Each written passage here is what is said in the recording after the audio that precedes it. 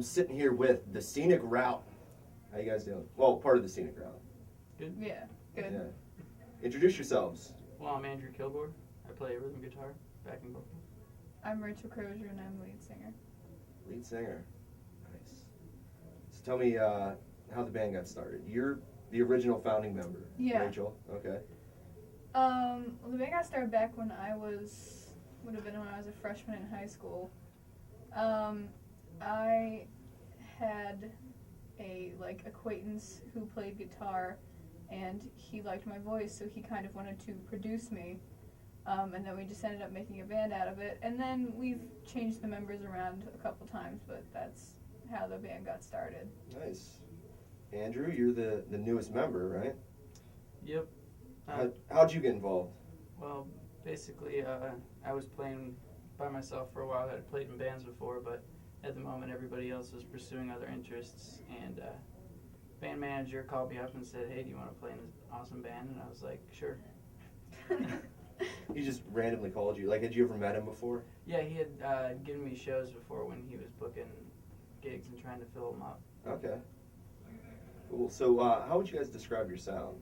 It's a little different. Yeah. Whenever anyone asks, I just say rock, because rock's a pretty broad. Yeah, it's a real broad statement. Yeah, but we play kind of rock pop music, but then we have really rich harmonies, and so I just say rock for the sake of grouping it all together. Yeah, well, I could sense a little bit of R&B in there too. Yeah, we used to say rock R&B fusion. Okay. What are some of your influences? Well, I mean, part of the R&B sound is I love rap and R&B. I really like all music, but that's one of my favorite genres. But I also like a lot of the female artists. I like Adele, I like Beyonce, and then I like indie bands a lot, like Walk the Moon, stuff like that. I definitely hear a lot of Adele influence in your voice, for sure. I hear that. I get that a lot. So how many other people are in this band? It's 5 right now. 5? Okay. Mm-hmm. So tell me a little bit about the other people in the band. Well, there's me, there's Andrew, there is Van Lovelace, who is our bassist and backup vocals. Then we have Jenny Ryan, who is backup vocals, and Lynn DeSoe, who's lead guitar. Okay. You guys have done quite a few shows since you've been together. Some big shows too, right? Mm-hmm. Have you guys shared the stage with any big artists yet? We've shared big artists in the local scene. Okay. We've done some stuff. We've done some stuff with bands that have been from really out of town. We're actually, I think it's Tuesday. We're playing with a band from New York down in Buzzman. We've opened for some pretty cool bands. We've opened for Icon for Hire. That was really fun. And it's just nothing like someone that's on the radio or anything like that. But we've gotten to play for some really cool bands and gotten to open for some really cool bands. That's pretty awesome. So, with you guys being so young, I know you're not really extremely young, Andrew. I'm young. Are you the old guy in the band? I guess I'm the oldest one in the band now. Dude, yeah. It sucks being the old guy in a band. You guys He's rip not on really, him a lot for his Not age? really. No? He's not the old guy. No? Because our guitarist is 19, so it's Okay. not that far. Yeah, but still, I'm sure you Yeah. hear it for being the old guy, right? I guess. That's happened to me before. Not really. That's happened to me before in bands. You're the old guy. No, so, anyways, with you guys being so young, have you guys had any obstacles you've really had to overcome being so young? Well, we get a lot of ageism, just because there's the whole stigma with, being in a high school band. And just because, well, I'm not in high school anymore, I'm graduated, but just because I was a high schooler in a band didn't mean it was a high school band. Yeah. Didn't mean we were just a bunch of kids playing in our basement and stuff all the time. But I feel like just because that's such a big, thing that it kind of got reflected on us. So a lot of times we would want to play these bars and things, or these coffee houses we play a lot. And it'd take us a while to kind of get in there just because they would be like, oh, you guys are really young, and I don't know what kind of music you're going to play, and I don't know if you're going to be professional. And Yeah. just well, let us audition.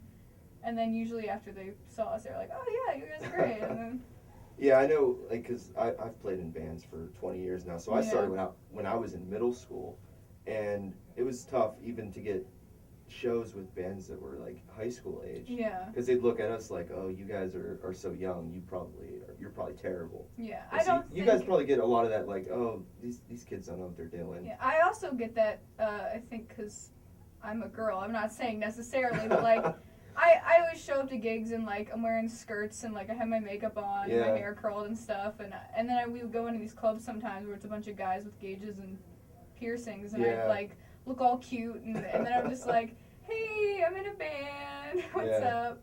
Well, there's, for the longest time, there really wasn't a whole lot of female-fronted bands Yeah, in the there really area. wasn't.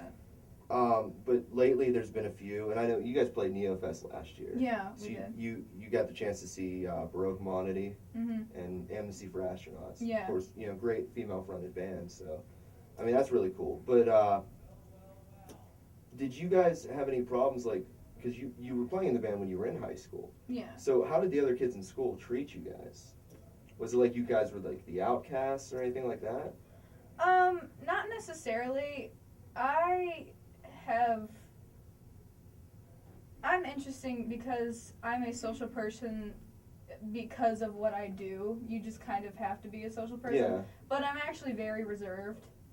So I've never got necessarily people are like treated me different because of what I do. Because normally it's not something, I'm not like one of those girls who was like, oh, I'm in a band and I sing all the time. It's just not something I Yeah. talked about really all that much. But then I realized as I got through high school that more people than I thought knew about it because people would go and be like, oh, I heard that your band played this thing the other day. And I'm like, I didn't even know you knew I was in a band, but that's cool. So it wasn't something that you talked about in school a lot? Yeah, not that I was ashamed of it, just I was very quiet and reserved, and it just wasn't really something that I blabbed about all the time. What are your plans for the future with this band? Well, obviously the main goal is to reach the very top, but taking a picture. I gotta, Yeah. Social understand. media is very important. Oh, with no. marketing nowadays, We you gotta understand. take pictures. It's not very often I get people in the studio either. Yeah. Most of my interviews are over the phone. Obviously the highest goal is, being rock stars or whatever, but I honestly just I love music and it's what I want to do. So whether it's with the band or just me or doing whatever, I just want to make some kind of career out of it. Now, I'm a little bit older than you guys. I'm not gonna say how much older, but I'm a little bit older than you guys. Yeah. So the climate of pop music, rock music, and all that stuff has really shifted a lot. Mm-hmm. And nowadays, so many people, they think that just going on social media and, or going on a show like American Idol, they're going to make it big just based off of that. So I want to know from you guys, and you haven't talked a whole lot, Andrew. You need to say something, man. So I want to know from both of your opinions, what do you think of shows like American Idol? Well, I have a thing, but he called you out, so you have to go first. Yeah, you go first, Andrew. I think You're the quiet It's guy. kind of, I wouldn't say discouraging, but it really is because it makes people think that that's the only way that you can become a successful musician is by just getting that one big break. But the level of perfection is, I don't know, it's been set to such a higher standard nowadays because of the auto-tune and all the, Yeah. you lock everything to the grid, and now everybody thinks that they can't sing because they watch everybody that can sing, and then they watch people get ripped on because they can't sing Yeah. perfectly. So, I don't know. I think anybody can sing if they put enough effort and practice and the time that it takes to... So basically, your opinion on that is it's kind of like a double-edged sword. Mhm. Okay.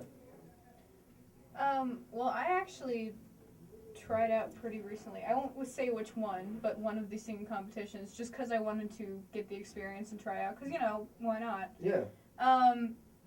And we actually had a friend who got through the auditions. It got pretty far in it.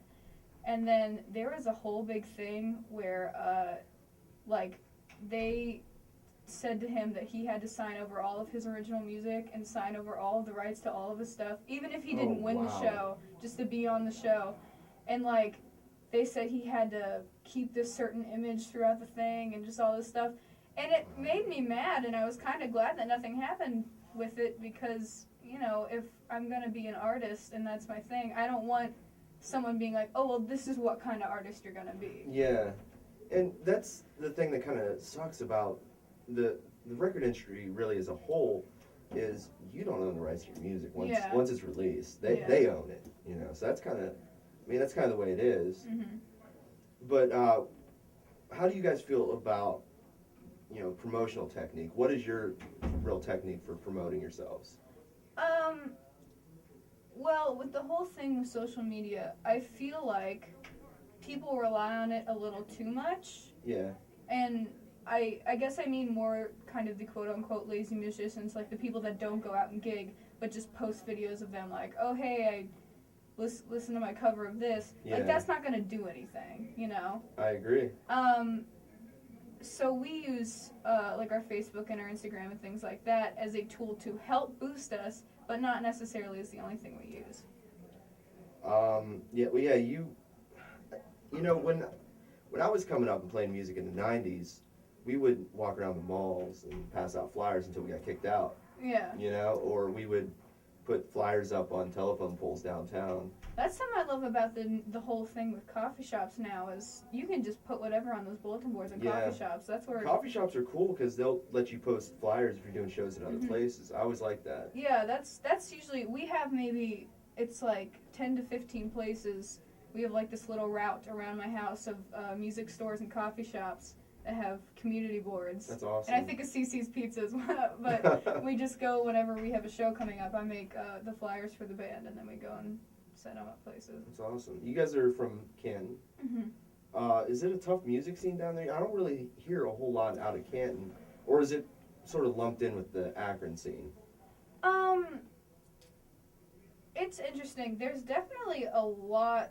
The music scene's pretty surprisingly big in Ohio, from what I've seen. And there's a pretty good, downtown Canton is actually pretty good with the music scene. Yeah. Just because it's very art-oriented. There's... And they do First Night, which is awesome. Yeah, First Fridays, which is really cool. And then if you are like a singer-songwriter, like we do acoustic sets, then if you can get to the coffee houses, like that's where the money is. You can get down there and play 3 hours, you know, make it come $100 or something. Yeah. But like the big rock venues and shows, that's more in like the Canton, or not Canton, like Cleveland, Akron area.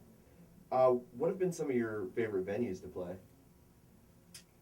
I really like, we've played Lock 3 before, and Lock 4, which I both like both those places, which is up in Akron. There's the Oracle in Canton, which I really like. That's a sweet place. It's I've a only cool been there place. once, but I really like it. We don't play there a lot, but anytime we do, it's very fun. Gotta give a shout out to Sadie Renee's because we play there like every month. Lizard, the guy in charge, treats us really well.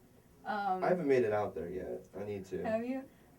It's kind of a metal club, but Lizard is very supporting of young artists. Okay. And just he knows if you work hard, then he'll give you a place to play. Yeah. And it's really nice, and we've met some really cool people there. We had a show with Zero Set Memory. Okay. I know you know them.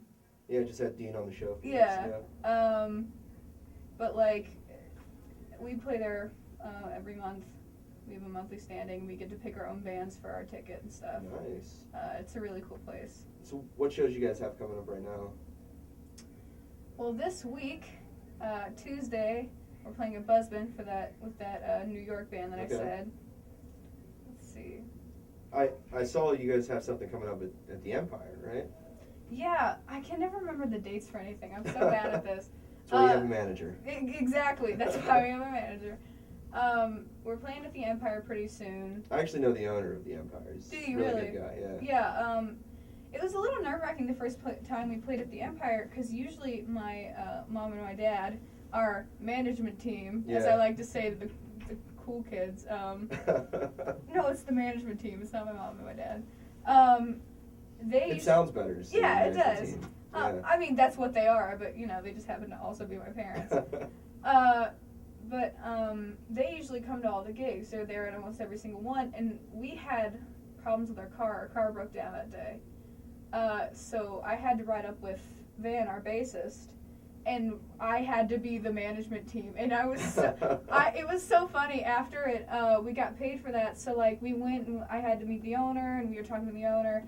Then after, a different guy came up, and we were talking about what we get paid, and he paid us, and then was like, hey, we really like you guys, we want you to come down again. And he gave us like a card, and I said, well, I'll get you on our Facebook, and I'll have our management team contact you and stuff.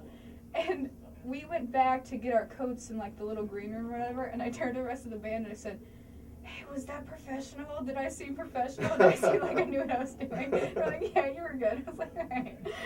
So, what is it like having your mom and your dad as your management team?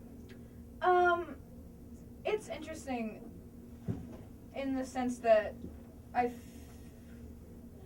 feel like a lot of people, like teenager, wouldn't want that just because, you know, part of the whole thing with being in a band is, oh, I'm in a band, and, you know, I don't want my parents around because I'm in a band or whatever, you know. But because music is my career that I want to do, I think of it more as like a job than just a hobby. And, you know, what kid wouldn't want their parents to support them in what they want to do? That's true. And they make it a lot easier. My dad always jokes, but it's true. He says they handle the things that we don't want to have to handle, like having to go to the managers and be like, hey, we need the money from the show, or booking places or things like that, just so we can kind of enjoy the fun, like the creative side of it and stuff. Yeah, and I've met your parents. Actually, I think this might be the first time I've met them, but I've talked to them both online before, and they seem like really cool people, and they're always promoting. So, yeah, they're definitely supportive of you guys for sure. Yeah. But what was it like growing up though? Because I know your parents both have a background in music. So did they really push you extra hard to do it? Well, yeah, they both had a background in music. My dad just spent years in bands and different choirs when he was in high school. And then my mom came from a musical family. Her dad was in a touring band with a lot of really big country acts. And then she like did musicals and things like that. So I grew up in a musical family. And so because you grow up in a musical family, you're just around a lot of music. Yeah. So I kind of just wanted to be in music. But of course, when I was like, oh, well, I want to do music, they just help kind of push me towards it. And that's not necessarily the only thing they haven't been like, oh, well, you can't do this because you do music. Like, when I got out of high school, I talked about going to Kent State Stark and getting at least an associate's in graphic design or something like that.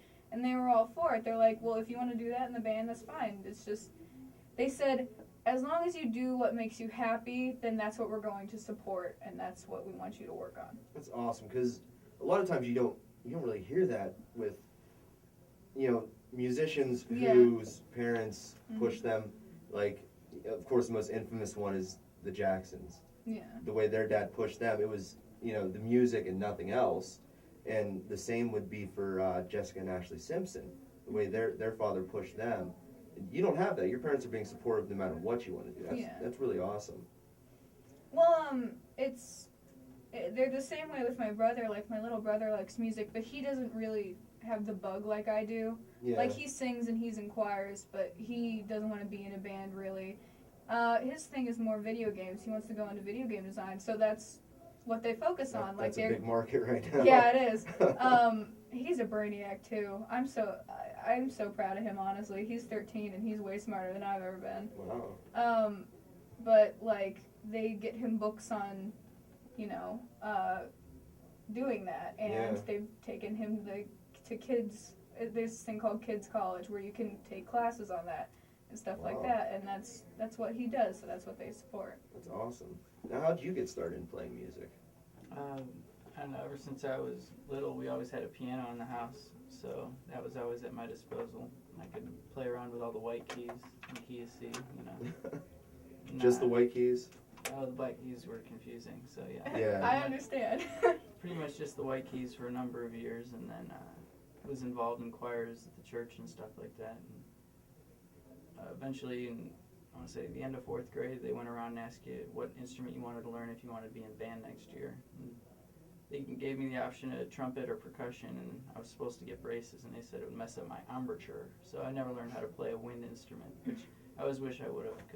So, are you a multi-instrumentalist? Yeah, a little bit. I played drums, guitar, and bass, a little bit of piano. I wouldn't say I'm a sophisticated piano player, but I can. What's your favorite instrument to play? Probably guitar. Guitar? Mm-hmm. Makes sense. You're a guitar player in a band. Mm-hmm. All right. So you guys are gonna play something right now, right? Yeah. Let's do it. What are we gonna play? We're gonna play one of our originals called "You Better Kiss Awesome. Me."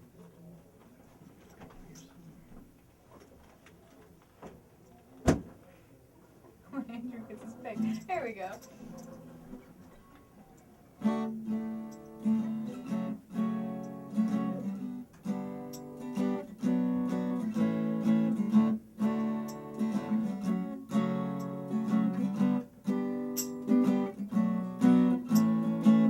She woke up in the morning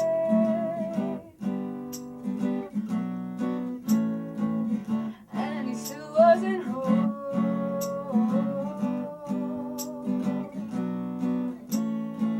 He didn't leave any message.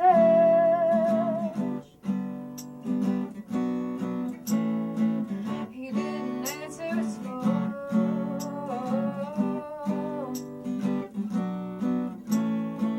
He came stumbling in around 6 a.m. and she was sitting there waiting for him. She had a look in her eye and it was saying goodbye. And this time she was not pretending, baby.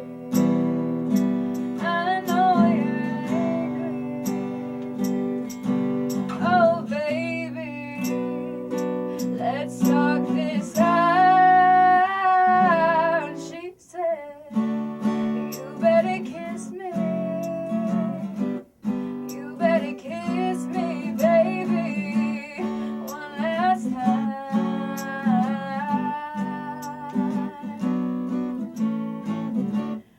You better kiss me, 'cause you're gonna miss me when I'm gone, gone. You're gonna miss me when I'm gone. Shoo, shoo, shoo, shoo, shoo, shoo, shoo, shoo, shoo. She woke up that morning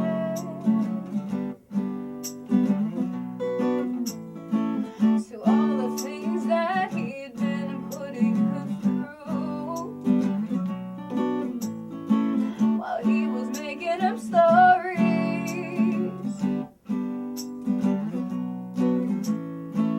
She was thinking about what she had to do.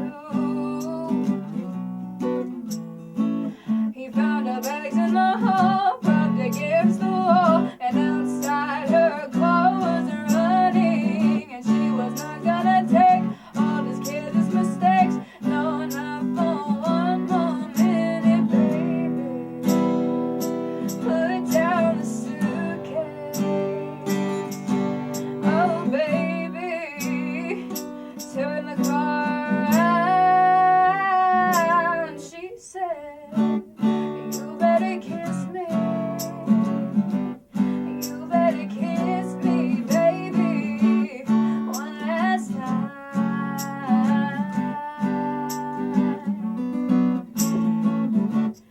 You better kiss me, 'cause you're gonna miss me when I'm gone, gone.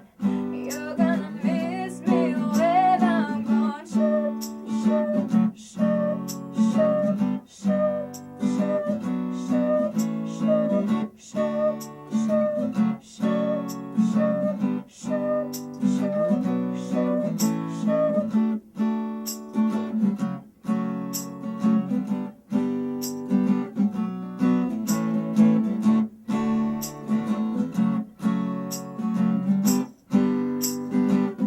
And he said, baby, I know you're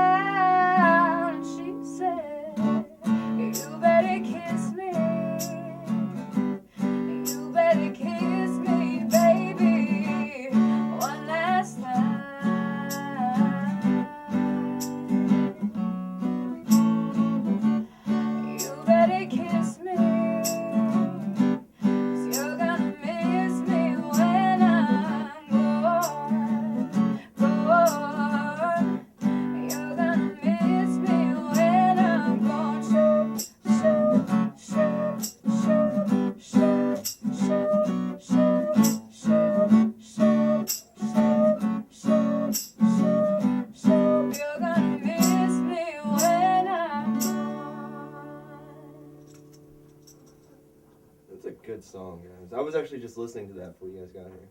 Thanks. Now, one thing I did notice, your songwriting seems to be very mature. Who does most of the songwriting? Me and my dad. Nice, very nice. Are the primary lyricist then, or does he help out with that? He helps out. I'm at writing. It's not really my thing. Not necessarily that I'm bad at it, because I like to write. Like, I used to write poetry and stuff. I'm just not great at writing songs, I guess. Okay. So part of what my dad helps me with is he's been in bands for years and he's been writing his own material for years. Yeah. So he helps write the songs and then, like, he brings me part of a thing and then we work on it together. So it's just like, hey, Dad, I have this idea for a song. Here it is. Help me make it into a song. Pretty much. Okay. He helps me just so at some point I can just start writing songs all by myself. Yeah. Really. I couldn't imagine trying to write a song with my dad. Like, oh, so there's this girl I like and I want to write a song about her. That'd be kind of weird. Mm. No, do you guys date at all? Like, any of you guys in the band? Anybody in the band date each other? No, I mean like date at all. It's tough, especially being that young and trying to date and being in a band. Oh, you just mean, like, is anyone Yeah, dating? yeah. Yeah, Jenny's got a boyfriend, I think. Yeah, Jenny has a boyfriend. I'm, like, kind of seeing someone right now. Do you guys get hit on a lot? Just for being in a band? Kind of. It's okay. You can tell the truth. Sometimes from the old ladies after the show. Old ladies. You probably get all the creepy old guys, right? Yeah, I do. Or the, like, kind of drunk guys at the bar that Yeah. are like, hey, what's up? But I'm like, hi, I'm 18, back off. You look like you're 48. Yeah, there's a lot of creepy guys out there. Yeah, I mean, most of them are drunk, so I kind of excuse them. I'm like, you seem like you've had too much, so I'm just gonna blame that Yeah. on your, inebriation. But, yeah, that's a little bit of it. So, it's not overwhelmingly to the point where it's, like, makes me uncomfortable. Yeah. But, it happens And sometimes. I'm sure if it did make you uncomfortable, your dad's a pretty big guy. He could Yeah. probably That probably definitely knock does a few help. guys around. So when you do write songs, or at least come up with ideas for songs, do you base it off of life experiences? Well, yeah, because that's part of the reason that we write the songs we do is that we kind of base them off of life experiences or just universal experiences because we want people to be able to connect to what we're writing. Yeah, that makes sense. Because, you know, that's half the fun in it. I mean, everyone likes a catchy song, but if it just doesn't mean anything, then what's the point, you know? Yeah. So, not all of our songs are like these deep, gut-wrenching things, but they're just about things that have happened and things that happen to people, so Yeah. we try to give some people something to connect to.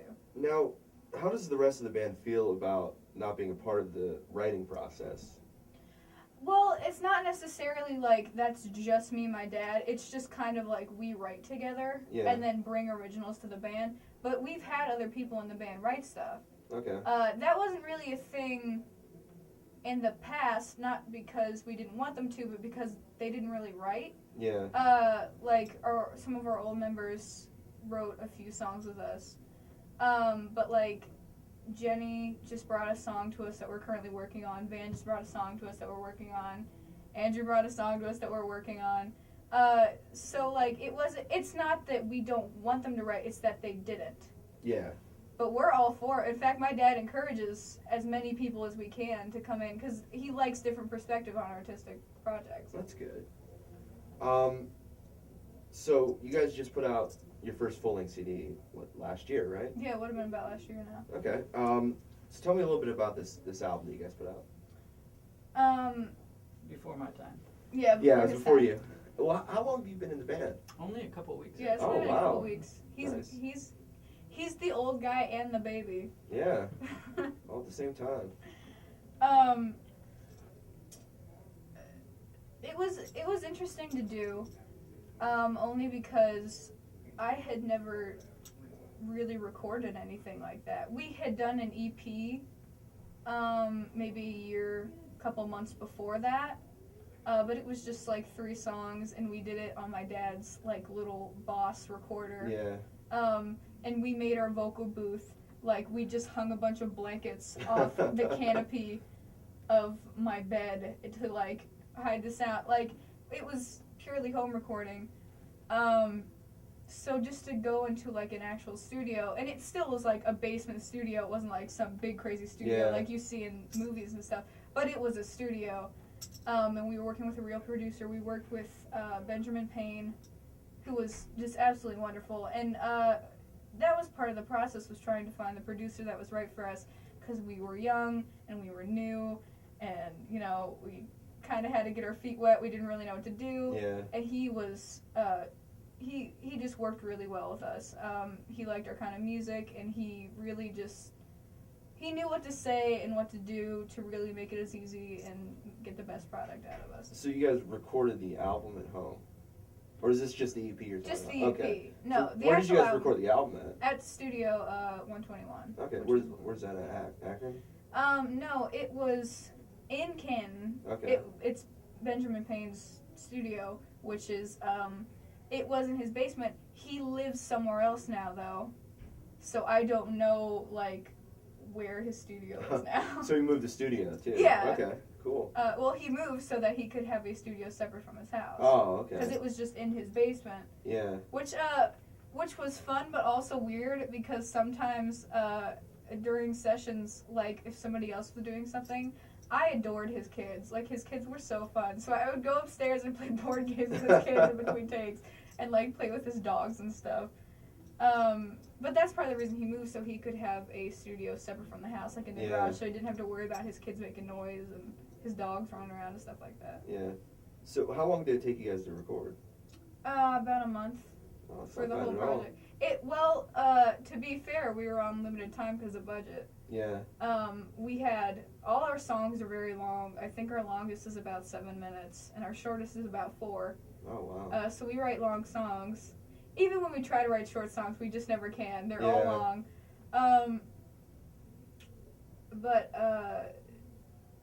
So, you know, we had a limited budget. We had a Kickstarter, which is where we got a lot of our money from.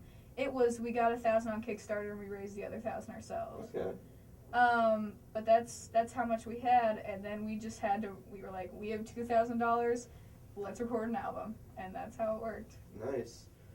And you guys are writing new songs now. Yes. You plan on recording again soon? Within like the next year, Okay. we're definitely going to record something. We aren't going to have all new material. We're going to re-record some of like our favorite songs from the old album with the new band and the new members, because we actually sound a lot different than we used to with the members that we have now. Yeah. So because we have some favorites that we really felt like were good but weren't like quite ready yet. What are some of your favorites? Well, You Better Kiss Me is one of my favorites. Class 5 is one of my favorites. And then I get this has slowly become one of my favorites. It's funny because when we first started doing it, I never really liked it. Maya's song, One of Our Ballads. It's becoming one of my favorites because all the time when we play it out, I get someone that comes up to me and they're like, oh my gosh, the lyrics to that song are amazing, and I connect to it so much. And it's so interesting to hear people's takes on our songs, because Maya's song is about just trying to make it in the music industry and how hard it is. Yeah. But some people can take it like a completely different direction. I had a lady come up to me and tell me that she had a daughter who was like in the military and had to train soldiers from like third world countries that didn't respect women. Oh, wow. And so like it was difficult for her to like command any of them or something, and she's like, I just felt it, and I'm like, that's not what that song's about, but I like that you felt it, you know. Yeah, it's just interesting to it's hear. cool when people can reinterpret a song Mhm. to, you know, mean something for them. Yeah. It's awesome. So why don't you guys play one more song? Let's do that. Yeah. Or are you not ready to play another one? No, I'm Alright. good. What do you want to play? That's fine. Pass on? You want to count it off? Yeah.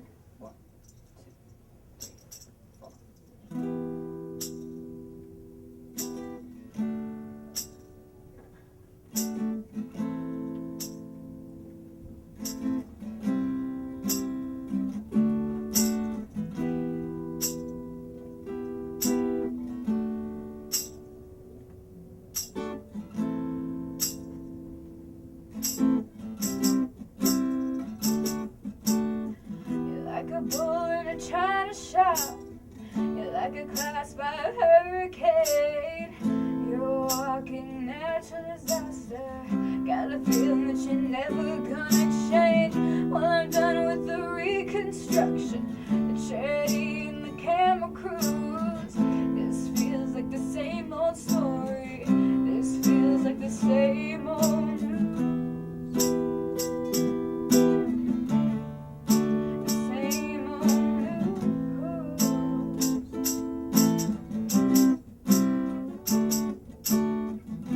Stop, don't go there. Away, don't go that way. I'm always picking up the pieces, cleaning up the mess you made. Stop, don't go there.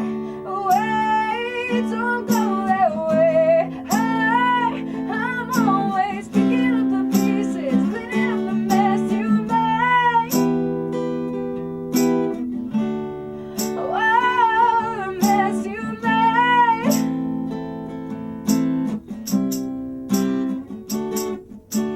Well, you never see the devastation, the broken things that you leave behind. I've seen the looks on your victims' faces, eyes glaze over like they wanna die. I could use some springtime sunshine, I could use some skies of blue. Next time it's just storming and raging, better think about what you're gonna lose. Yeah, what you gonna lose?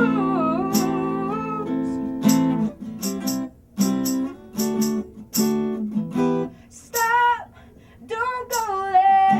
Away, don't go that way.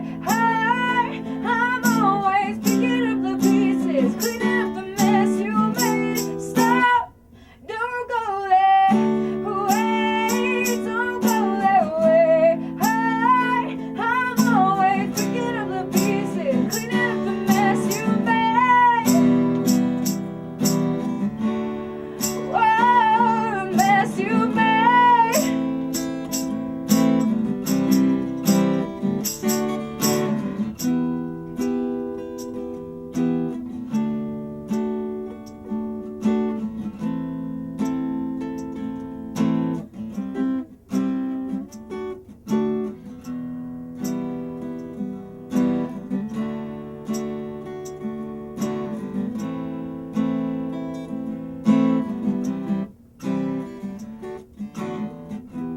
The storm awaits.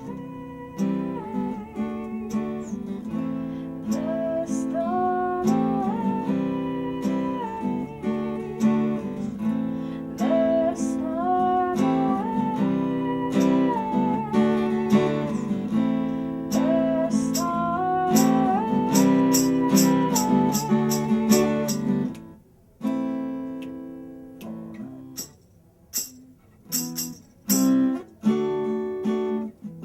Stop, don't go there. Away, don't go that way. I'm always picking up the pieces, cleaning up the mess you made. Stop, don't go there. Away, don't go that way. I'm always picking up the pieces, cleaning up the mess you made. Stop, don't go there. Away, don't go that way. I'm always picking up the pieces, cleaning up the mess you made. Stop, don't go there. Away, don't go that way. I'm always picking up the pieces, picking up the pieces, cleaning up the mess you made. Yeah, love it. You guys are awesome. Thanks. So, I want to thank you guys for coming on the show. You guys have anything you want to plug? Facebook page, Instagram, anything like that? Yeah, our Facebook is just The Scenic Scenic Route? Route. And then our Instagram, YouTube, and Twitter is TS Route. TS Route, okay. You guys have a website or anything? No, we don't actually. And if people want to buy the CD, where can they get it from? They can get it on iTunes, Amazon, and CD Baby. All right, awesome. Thank you guys again for coming on the show. Of course, thanks Rachel for and having Andrew. us. Thanks for having It was nice meeting you guys.